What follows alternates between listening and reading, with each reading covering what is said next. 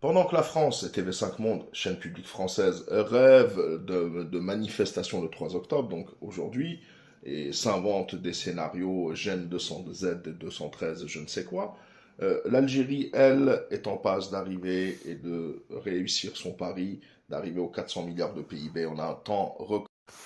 En effet, selon un expert du PwC, on va voir qui sont le PwC, l'Algérie peut atteindre les 400 milliards de dollars de PIB dans un temps très rapide. L'économie algérienne est sur la bonne voie. Les prévisions du président de la République, Abdelmadjid Tebboune, d'atteindre 400 milliards de PIB en 2027 est réaliste, comme affirme l'économiste Karim Sassi, conseiller en stratégie et associé chez le cabinet britannique PwC.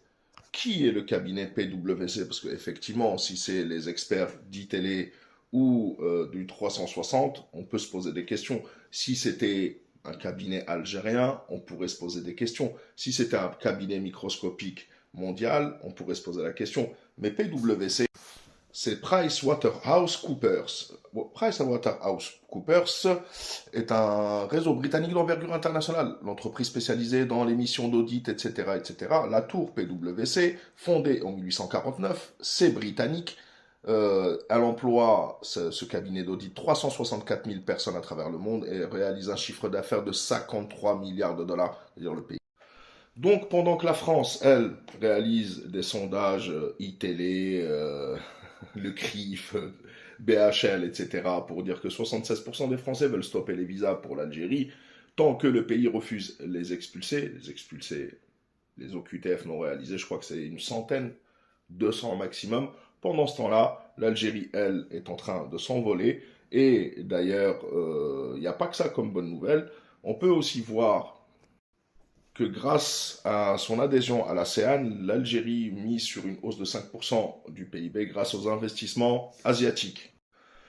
En effet, l'Algérie cherche à diversifier son économie, historiquement dominée par les hydrocarbures, en misant sur l'agro-industrie, les énergies renouvelables et les technologies, avec un PIB estimé à 264 milliards de dollars en 2025. L'Algérie vise en effet un effet d'entraînement de 2 à 5% supplémentaires dans certains secteurs grâce à des investissements transfert de technologies asiatiques.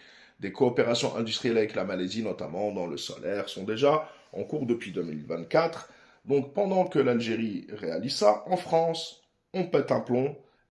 On en vient même à accuser l'Algérie des cas de rage en France, puisqu'un jeune homme mort de la rage, son ex-compagne estime que la victime a très bien pu attraper le virus à Perpignan et non en Algérie, puisqu'il y a un jeune homme qui apparemment est décédé de la rage à Perpignan, et comme tout est de la faute de l'Algérie, ils n'ont rien trouvé de mieux que de mettre ça sur le dos de l'Algérie. Le souci, c'est que même son ex-compagne, elle, crie tout haut que ce n'est pas en Algérie qu'il a chopé cette rage. Donc la rage est plutôt dans les médias français. Il ferait mieux de trouver d'où viennent ces problèmes. Autre bonne nouvelle, pendant que la France donc pète un plomb sur l'Algérie, l'Algérie signe aux Fruit Attraction à Madrid. L'Algérie signe 10 contrats d'exportation de fruits et légumes pour l'Espagne et l'Algérie conquiert de nouvelles parts de marché. Donc, Inch'Allah que ça ira au bout. Alhamdoulilah, il faut continuer à travailler. Pendant ce temps-là, la France est en train de laisser passer l'un des pays, l'une des locomotives de la croissance mondiale et de la croissance africaine en particulier. Mais quand on sait que dans les prochaines décennies, c'est l'Afrique qui sera le moteur de la croissance mondiale, on voit bien que la France est en train de passer à côté de la plaque. Tout ça pour une rage intérieure liée à des problèmes personnels, psychologiques, des médias et des politiques français.